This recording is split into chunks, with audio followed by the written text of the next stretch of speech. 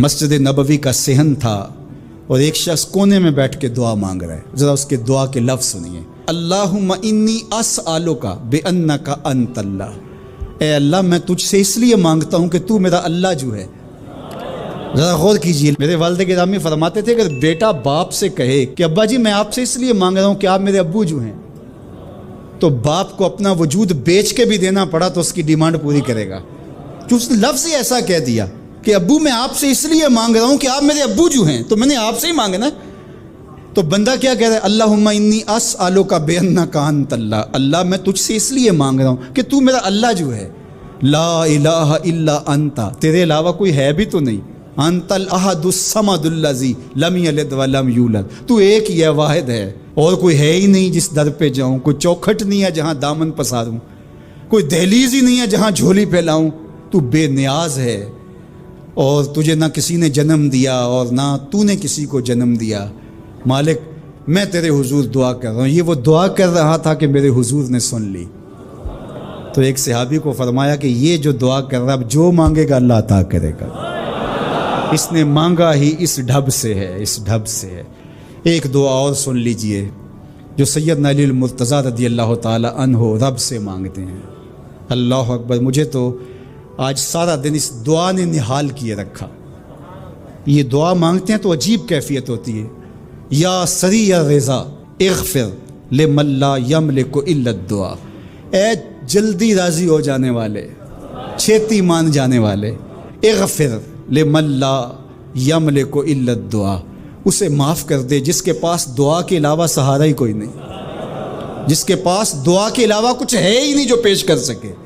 التجا ہی کر سکتا ہے، ترلا ہی کر سکتا ہے، منت ہی کر سکتا ہے. منتوں اور ترلوں کے علاوہ جس کے پاس کچھ نہیں ہے، اے جلدی مان جانے والے اس کی مغفرت کر دے، اس کو بخش دے. اللہ اکبر. تو وہ کریم ہے، وہ کہتا ہے میرے در پہ آؤ تو صحیح، کوئی جھولی پھیلاؤ تو صحیح. ہم تو مائل بکرم ہیں، کوئی سائل ہی نہیں. راہ دکھلائیں کسے رہ رب منزل ہی نہیں. کوئی آئے تو صحیح، جھولی پھیلائے تو صحیح، کوئی طلب تو کرے. دنیا والوں سے مانگیں تو ناراض ہوتے ہیں، اللہ سے نہ مانگیں تو ناراض ہوتا ہے. اللہ کہتا ہے مجھ سے نہ مانگو گے تو پھر کس در پہ جاؤ گے؟ قل ما یعبأ بکم ربی لولا دعاؤکم. اگر تم نہیں مانگو گے تو پھر وہ بھی پرواہ نہیں کرے گا. تم مانگتے رہو گے، جھولی پھیلاتے رہو گے، وہ اپنی رحمتیں تمہارے دامن میں ڈالتا رہے گا. اس کے خزانوں میں کوئی کمی نہیں آتی. ہر بندے کو اس کی ڈیمانڈ کے مطابق، چاہت کے مطابق، طلب کے مطابق، آرزو اور تمنا کے مطابق دے دے. اس کے خزانوں میں پھر بھی کوئی کمی نہیں آتی. تو اسی سے مانگیں. حضرت جابر بن سمرہ رضی اللہ تعالیٰ عنہ فرماتے میں حضور کے پیچھے نماز پڑھا کرتا تھا اور خطبہ جمعہ بھی سننے کا موقع مجھے مل جاتا تھا.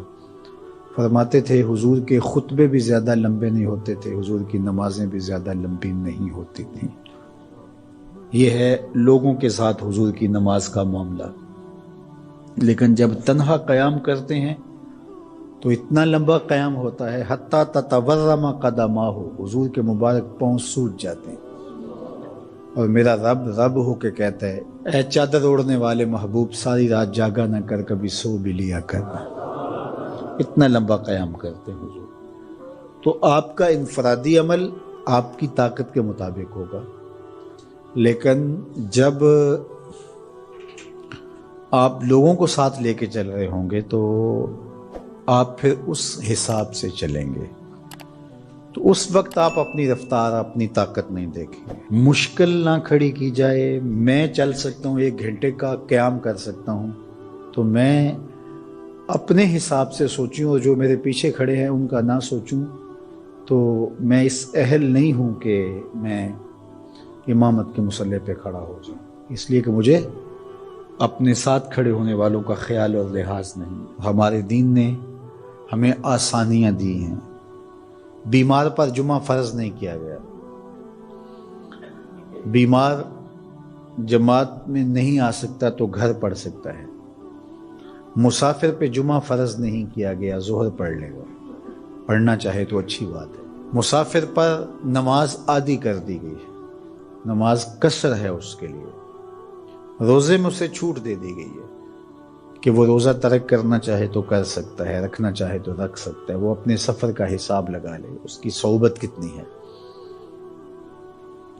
اسی طرح اور بہت ساری چیزیں ہیں شریعت اسلامیہ میں جس پر ہمیں چھوٹ دی گئی ہے، ہمیں سہولت دی گئی.